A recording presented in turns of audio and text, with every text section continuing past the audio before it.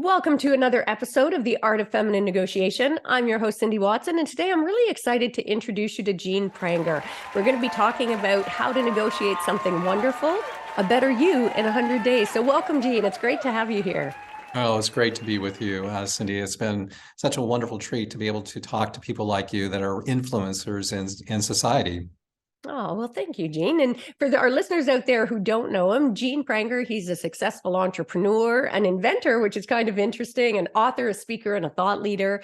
He's the author of the upcoming Do Something Wonderful protocol, which I can't wait for that to hit the shelves, because he's got a proven methodology to help people find confidence and connection, leading to happier and more fulfilled lives. And I think we could all use a lot of that right now. But also, Jean's created and guided some of the most well-known global brands and new product introductions.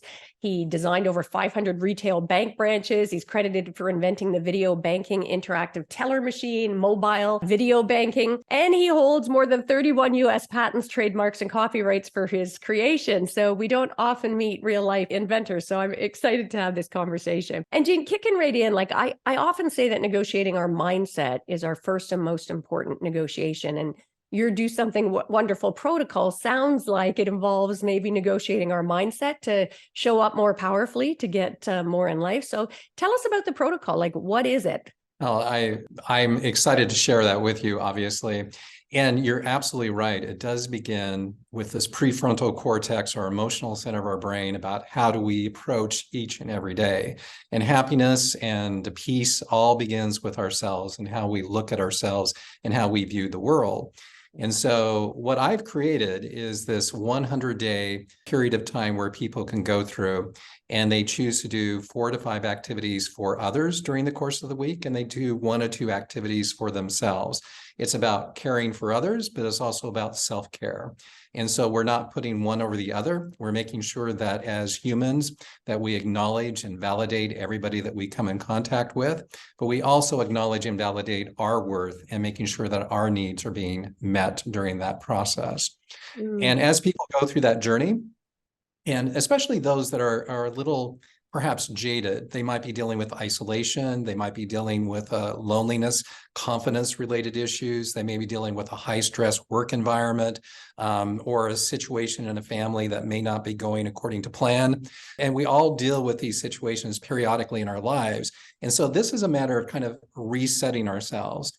And through the process, over 10 days, 20 days, 30 days, 40 days, you'll begin a noticeable, gradual change in how you view not only just other people, but the confidence and self-worth and the ability to be able to have peace and happiness within your heart without feeling competitive every day or feeling under pressure every single day to meet certain demands that you're going through.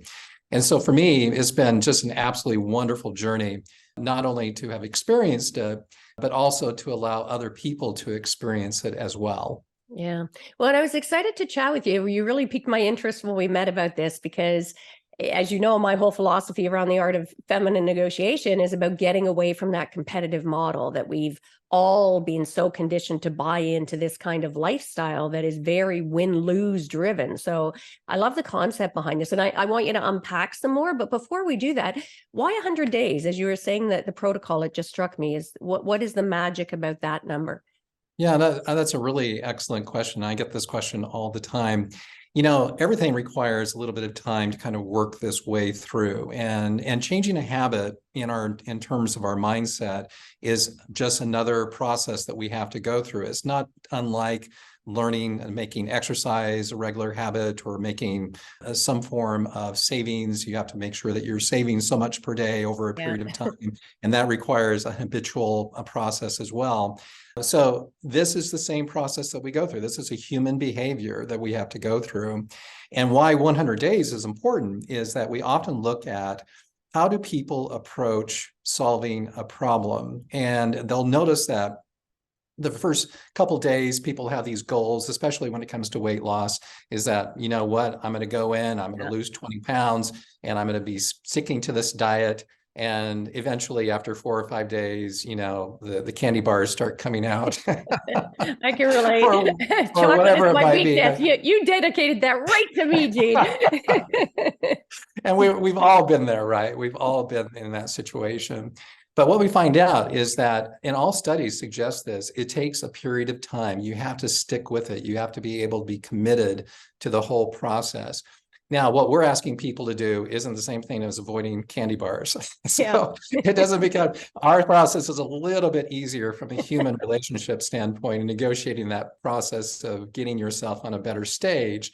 Yeah. But you'll notice that after 10 days and 20 days, you'll go through this process and you just gradually end up getting better. But it really won't become habitually established within your own personal DNA of how you kind of think and how you feel. Within about 50 to 70 days, you'll notice that the change, and everything after that begins this polishing effort. And all studies would indicate that, most people say, well, it takes 20 days or 30 days. Most new studies today will indicate that you're looking at anywhere from 60 to 80 days to change a habit. The way we chose 100 days is that it felt like a comfortable point for people to get to a finish line. And then that becomes something they can negotiate further in terms of how they choose to live their life thereafter. But I find myself today doing 2 or 3 different activities almost every single day. And these activities don't have to be big. They can be small, little processes. It's about identifying the lonely cook in the back that's, going through the process of making hamburgers every single day. It's a matter of waving at them and acknowledging, giving them a big thumbs up in terms of doing something, right?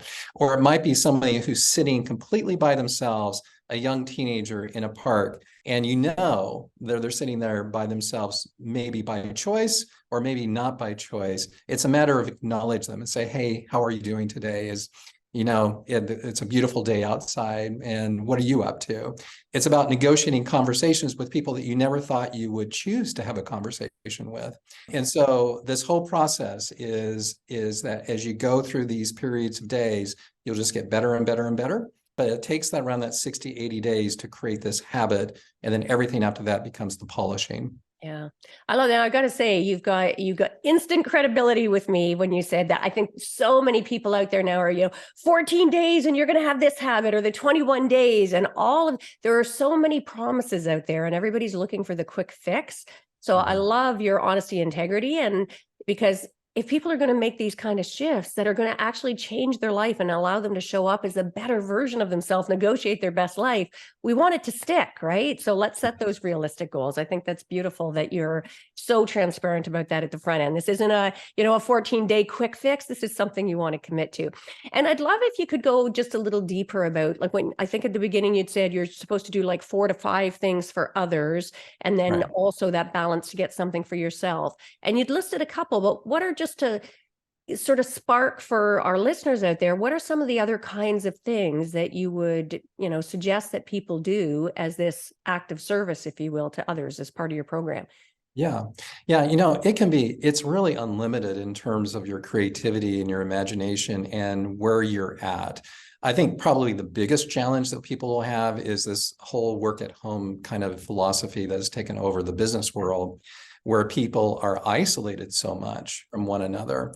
We can talk, we can develop a relationship, but that whole human connection in terms of me filling your biome and vice versa is kind of lost in this process. And so we can't connect as much on an emotional level as we used to be able to.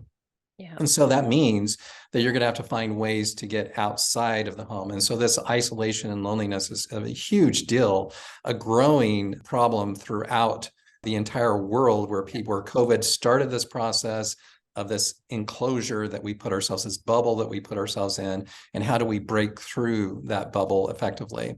And so effectively, you're going to have to figure out a way to not only just engage with people either through the phone or through online meetings like what we're doing today, but it's a matter of just getting out of your cocoon that you might be in, and going, when you're in the grocery store, or whether you're in a fast food restaurant, or whether you're getting gas somewhere, you're looking for opportunities to, again, acknowledge and validate people. And I think those words are important, because it is my feeling that after going through this process, that everybody wants to be acknowledged and Absolutely. validated. Absolutely everybody does. And so you could be walking down the street in New York City or in Toronto, wherever you might be at, and when people are walking down the street, they keep their heads kind of guided to the front. They don't make eye contact with absolutely anybody.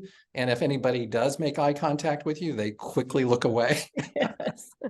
I mean, it's one of the most unique and interesting parts of trying to live in these high volume societies. Yeah. But then you begin looking for opportunities. It might be just somebody that's standing by themselves on a street corner. I'm talking about big cities now, and I can go to multiple different types of locations and just say, wow, you know what? You look really nice today. Great, I mean, great job. You look fantastic. And it's just as simple as that, because this whole mindset is not thinking about you. How do I look today? Yeah. And how come nobody complimented me today? Yes. But it's a matter about how you look at other people and making sure that you validate them, you acknowledge and you validate them.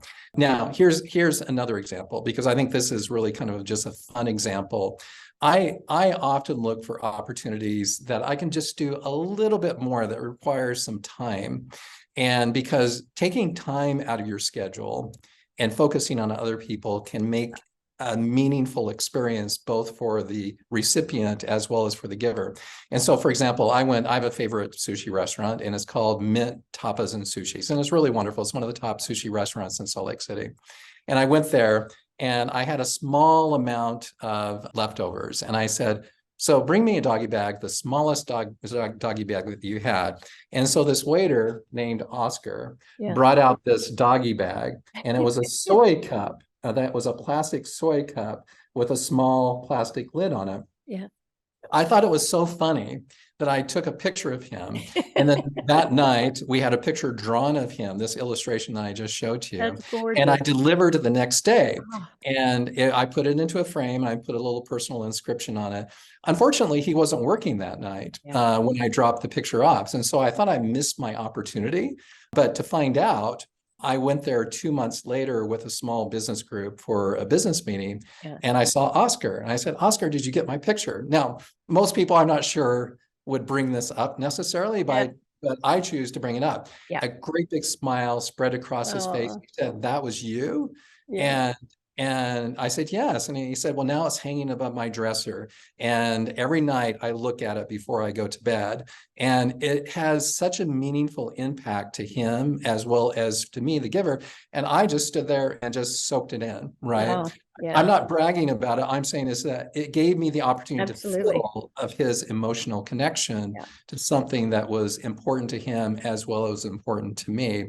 Now, as it turned out, the rest of the party in my little business meeting, they were wondering, what in the world is going on? And they started asking questions of me. What in the world were you doing? How come you drew a picture of him? And then additionally, beyond that, we got a free dessert for the table. So there you go.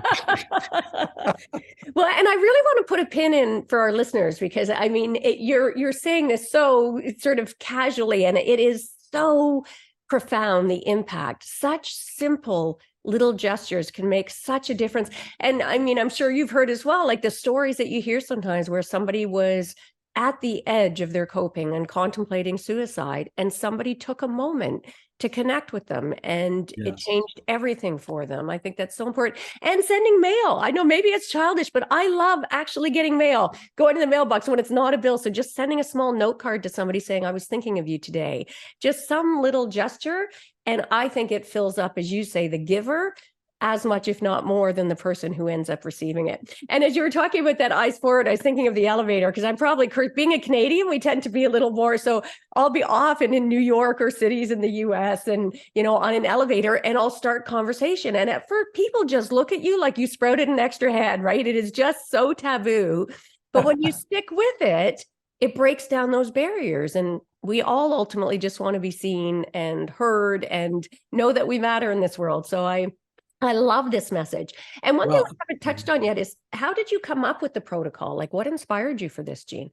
Well, it was born out of a really kind of a sad situation. My father went through a suicide attempt, and I'll just tell you just a really brief portion of the story where I received a phone call, and the phone call sounded like a final goodbye. I went to my message machine because I was gone at the time. And I got this message, and I started calling my father over and over and over and over again. And to find out that I called the local police department, and they were 1,000 miles away. I was living in Oh, Minneapolis at the time, and he was in Oregon. And I remember sitting on the phone, and they kicked in the door and found him on his bed, and he was still breathing, but very much unconscious with yeah. a heavy dose of sleeping pills. And I was thinking at the time, how in the world did we get here? I couldn't understand, because I talked to him the day before, he seemed to be fine. And then today and the next day, he seemed to be in a really bad spot. Well, he went through therapy, and he was able to get some help, and he's gradually was able to mostly work himself out of it. And he lived another 10 years after that. But then I found myself kind of going through that same pattern where I would wake up during the day, and I was thinking, I'm going to work, and I deal with these really high level business decisions that you have to make on a day in and day out basis. And I just found this kind of, not maybe negativity, but this Yeah. cloud that was just hanging over me. And in fact, I went golfing one day out in Arizona, and this very cheerful golfer came up and, "Isn't this a beautiful day? What a wonderful day." I was thinking, what in the world are you so happy about? And then I thought to myself, there's something definitely wrong with me. And so that's where I started creating this, is that I need to put something in place for myself that is more focused on thinking about others and about how to give of myself to others without worrying about all my day-to-day activities and things to get done and management and details and things of that nature. And when you're an entrepreneur, it just kind of is a barrage of different creativity that you have to exercise every single day. And so it gave me a chance to escape that little process I was going through. And I found it was hugely beneficial to me. And so I wrote up the kind of the protocol. I experimented with it. I changed it, Yeah. enhanced it over time. And this seems to be the right formula. This giving, but also taking care of yourself, seems to be the right balance that people Yeah. need. Because I found myself at the very conclusion of that, constantly thinking, okay, well, I need to go golfing. I need to go on a trip. I need to go. And I kept on thinking about Yeah. me, myself. And I found out that's not really what was bringing me happiness, because it was highly unlikely that a trip was going to give me the satisfaction I was looking. But when I was talking to Oscar, that did give me satisfaction, right? Or Yeah. to have the release from my day-to-day activities. Yeah, I love that. And, wherever you go, there you are. We often try and run away. And this is just the thing I love about this protocol is just how simple it is, right?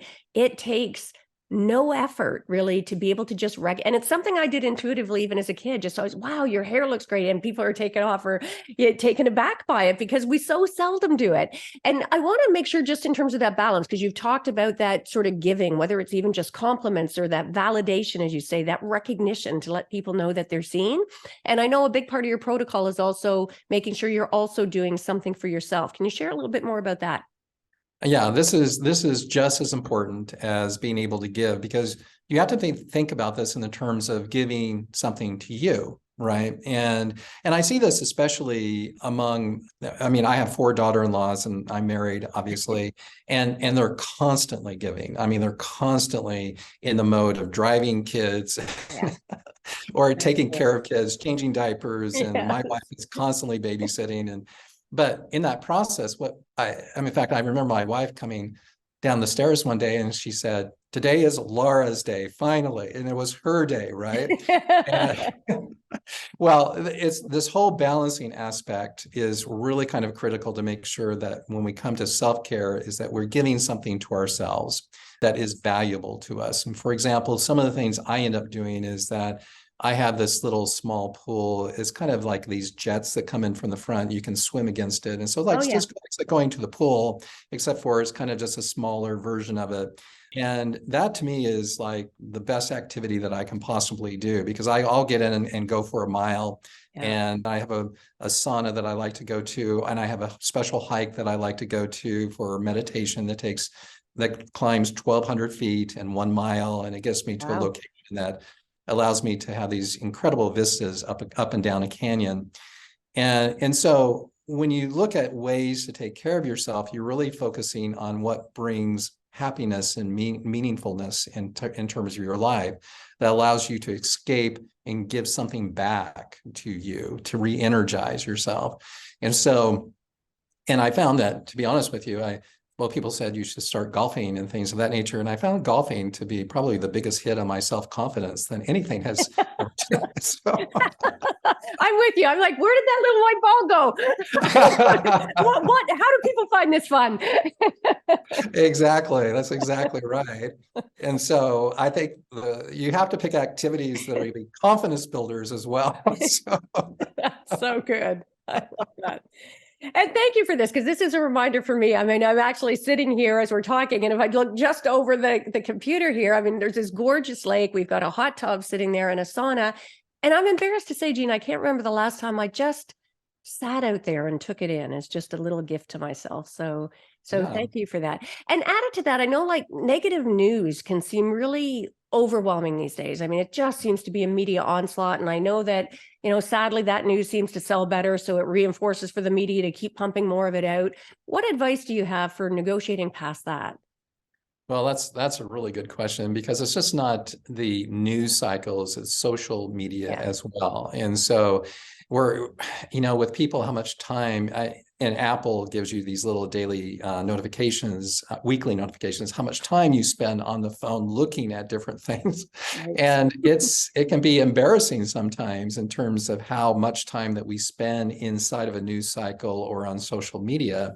And so the real issue is, and what I found out is, you just literally have to turn it off. You literally have to turn your phone off or turn off the television and walk away from it. Yeah. It's, the whole concept of these printed books, as well as that are becoming almost like a dinosaur in some regards, is that they are valuable resources because it's its own escape medium that allows us to be able to think in the words of other people that can be extremely valuable to us. And so, and you're right, the news media is a for-profit organization, and it's all about eyeballs on the screen, whether it's a moving screen or a printed screen. And so, having come from that world of broadcast media and advertising in my initial career, I understand the business models associated with it. And you just literally have to turn it off and walk away. And that will bring greater peace to you in many, many ways. People can get riled up, emotionally connected, and they feel like that's their venting channel, especially when it comes to certain news channels. And it's unhealthy in almost in every respect in our lives. And so literally, I would encourage people not to turn it off completely, but just turn it off. Start with 10 minutes, start with 20 minutes, go 30 minutes, go with a couple hours, and you'll find that there's a whole other world out there. So true. So true. that you can negotiate even better, right? I love that. I love that. And you had mentioned earlier about balance, and I know like achieving balance is such a buzz phrase these days, but most people really struggle to find it. I like to think of balance as a verb, right? That you are constantly, in action to maintain that balance, as opposed to some state, some nirvana that you're going to hit. So I assume your protocols with the giving to others and doing something for yourself helps with balance. Any other strategies you suggest to help people find that elusive state? Well, I think balance is not just that activities and the do something wonderful protocol that allows you that balance, but it's also how we treat our body. It's about making sure that we get the right type of exercise versus sitting down at our desk, or sitting on podcasts. We have to make sure that we create balance in our physical bodies. It's about what we consume for our bodies as well. Yeah. We have to make sure that we eat the right types of things. And so this whole concept of balance in our lives is kind of a universal type of approach. And I would really encourage people in looking at this as not just looking at the Do Something Wonderful protocol as something about giving to others and about how to treat yourself, but it's how we treat, inclusively everything around us. And one additional note, Cindy, I think is really important to point out, is that many times we think the Do Something Wonderful protocol is just about how we treat people. And I would suggest that that's probably not true. It's about living things surrounding us, right? Mm-hmm. And so it's about trash that's in the park, and it's about the animals that we come in contact with. And interestingly enough, here's another quick little story, is I think your listeners would enjoy. is I go to the Phoenix Zoo. I do my walking thing almost every single morning. And I walk in the zoo about once a week down in Phoenix. And these 3 elephants were at the Phoenix Zoo. And one of them took a liking to me for whatever reason, that she would kind of come over and I would wave to her. Her ears would start Oh flapping, her my trunk would God. go up in the air. And we would do this week in and week out. And then over the summer, I ended up leaving because I went back to Utah where we lived during the course of the summer.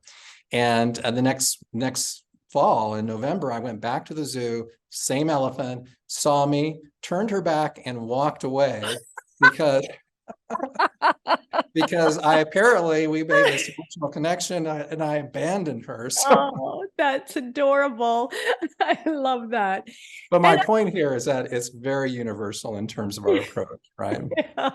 I'm glad you mentioned about animals and even nature and even so much as getting grounded with the tree. I've been at retreats before where, the ultimate tree hugging sort of cliche Right. Yes. where they had you Yeah. go, but there was something magical about Yes. just actually taking time and feeling the texture of the bark and letting yourself really just lean in. It was like the most incredible energy and calming experience. It was just gorgeous. And I, animals just did Antarctica in January. And wow. oh my gosh, I mean, it was a quiet trip compared to most of the trips we've been. The most untouched human place I've ever been. And those adorable penguins doing that, so elegant in the water, but face planting on the land routinely. It filled a missing piece in my heart and my soul, I would say. So thank you for that Well, tip. that's excellent. The Antarctica is definitely on my list of places to go. We just haven't been able to figure out a time to go. So congratulations. And when it comes to trees, I absolutely agree. Is that, I had this shoulder problem in my left shoulder, and I own some ranch land out in Oregon on the Oregon coast, and I have a stand of redwood trees in one location. And I was trying to figure out how big this redwood tree, how old it was. Yeah. And so I wrapped my arms around the tree and I held it there. And I thought, oh, well, this feels pretty good. And I was able to figure out the size of the tree based upon my arm length. And I walked away and my shoulder pain was gone. So Wow. there is Wow. something to the energy that happens on a universal basis, whether it's in nature or whether it's hugging a human being. That connection that we have with people is extraordinary. It's wonderful. Yeah. And we lost that a lot. I mean, I think, and I don't want to get into the whole COVID thing, but I found it disheartening how little discussion there was around the consequences of that distancing protocols and no real consideration of the long-term impact of that. And that reminds me, one of the things I just want to circle back and mention, because so much communication now is happening on Zoom. And I just want to really invite our listeners to really embrace what Gina's talking about. And that means even when you're on a Zoom call, like right now, frankly, I'm looking into that camera. And I invite you to, when you're having a Zoom conversation, whether in a meeting context or with an individual who you're not seeing personally, make a point of asking each other to take a moment to not look at the camera, but actually look into each other's eyes on the screen for a moment so that we feel that human connection again. Because we often have the screen up and the people are there, but we're looking in the camera. So we're not actually taking in and having that connection. So important. And you've probably talked about a couple already, but what are some tools that you would suggest, Jean, to help lower stress before going into a negotiation, whether a personal or professional negotiation? I think a lot of people get angst. What are some tools you'd suggest to just allow a person to come in a little more grounded before that negotiation? Well, there's the physical and then there's the mental process and emotional process that you can go through. I mean, I've been in some really large deals in terms of how you conclude them. And I found that one, preparation is the key, right? So if you're prepared going inside of the meeting in terms of, you know what you're trying to accomplish, that is probably the best formula in terms of approach. But then there's the physical aspect of it, is that it's just taking a moment, taking the break beforehand, whether it's being grounded outside by walking outside in your bare feet. Yeah. And I know a lot of people can't do that, but you can do that in the morning before you actually get to work. Really get grounded, right? You really get grounded emotionally and physically down into the earth itself. And you'll find that you'll have healthier presence overall when you go into these negotiations. But preparation, making sure that you take the moment beforehand, before you get in the meeting. The third part of it, I think is really important is that when people get into that meeting situation, no one is your enemy. No one is trying to create a situation that is disadvantageous. They're just looking at for the best deal, and you're trying to negotiate the best outcome for yourself or for your company or your project as well. And so the key is making sure that each person in that room is treated in a way that you acknowledge, you validate them, and you have a relationship with them, and you can hopefully develop something. And then you can talk in good faith to one another. And something hopefully beneficial will come from that. I remember one time I was negotiating the sale of my first company with NCR, and it was a big ticket sell. And they came in and they gave me a price. And I said, guys, I really appreciate the price, but unless it's this price, I'm probably not going to do the deal. They asked us to leave for a few moments, and they came back with an offer that was exactly what I asked for. And we shook on the deal, and we had negotiated from beginning to end within 12 minutes, a multi-million-dollar type of exchange that took place. And we ended up closing within 3 months after that date. And so all these things are possible, but preparation is the key. Making sure you're taking the break beforehand, making sure you validate and acknowledge everybody in the room, and you try to keep the conversation elevated, that you're trying to find a solution as opposed to dealing with the minutia of problems and agonizing issues that may end up coming up. Yeah, that's gorgeous. And you're totally speaking my language, let me tell you, Dean. So, and I forget that you have this incredible business background as well, especially now with it, everybody always assumes somebody's woo-woo when we come out with stuff like this. So I'd love to have you back on the show and dig a little deeper about the sort of business negotiation piece and your experience and share, because it sounds like you certainly practice your negotiations the way that I advocate, which is getting away from that win-lose mindset and trying to really surrender ego. So I'd love to hear your thoughts on that. I can't believe how quick our time has gone here today. I love your protocols. And I often end by saying, what is one of the greatest mindset shifts that you've had in your life? Doesn't have to be on this issue. It can be on anything where you had one of those aha moments that changed how you show up in the world. Yeah, no, I recall the very day that I felt like that it was almost like a release, that, you get in these situations and you feel competitive and you feel like that you have to feel like that you have to succeed beyond when everybody else is. And then I figured out I really don't need to do that. I just need to be the very best version of myself wherever I end up going. And that released me from an obligation to win to making the best out of every outcome that I engage with. And that's a very different mindset, right? And it was such a huge eye-opening, a relief, a liberating moment for me, because I became what I call spiritually liberated. I didn't necessarily need people around me, because I knew my self-worth and my commitment to others came from an internal place, and it didn't need to be validated by anybody. And so for me, that to me was probably the most eye-awakening moment that I've had in the past 10 years.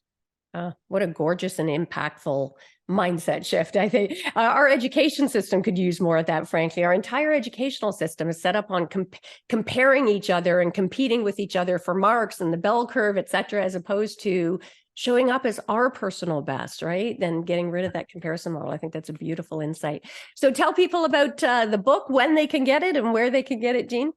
Yes. So we have the book, this Do Something Wonderful. It's going to be released on June 13th, on Tuesday, right before Father's Day. And you can go to Amazon or any of those online retailers in order to be able to get it. And I'm just really excited about it. It has about 120 illustrations in the book, one of which I showed earlier. And so in my 100-day journey, I took pictures, and we had pictures drawn of everything along that journey process.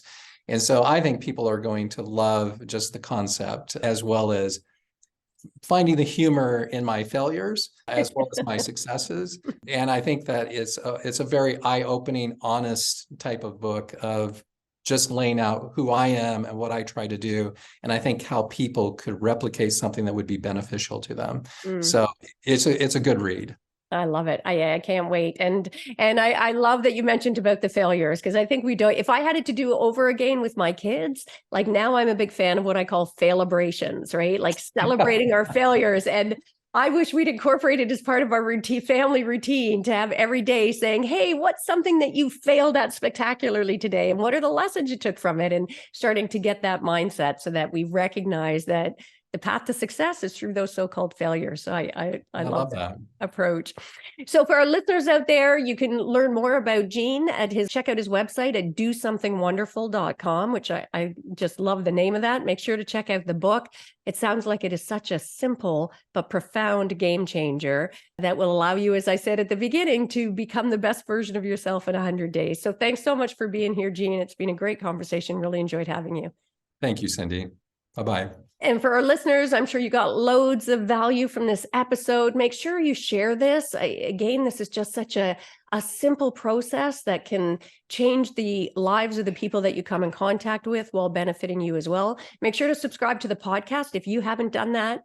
And before we sign off, just want to share some ways we can work together. If you're looking to up-level your negotiation skills so you can negotiate your best life, I've got everything from online to group to my signature mastermind or VIP experiences. So you can better leverage your innate, that natural power to get more of what you want and deserve. If that's interesting, check it out at artoffemininenegotiation.com, and make sure to grab a copy of my book as well, Art of Feminine Negotiation. And I will make sure to put all the info about Gene in our show notes. And that is a wrap for this episode. So until next time, as always, go forth and negotiate your best life on your terms so you can stop missing out and start getting more of what you want and deserve from the boardroom to the bedroom. Until next time, take care.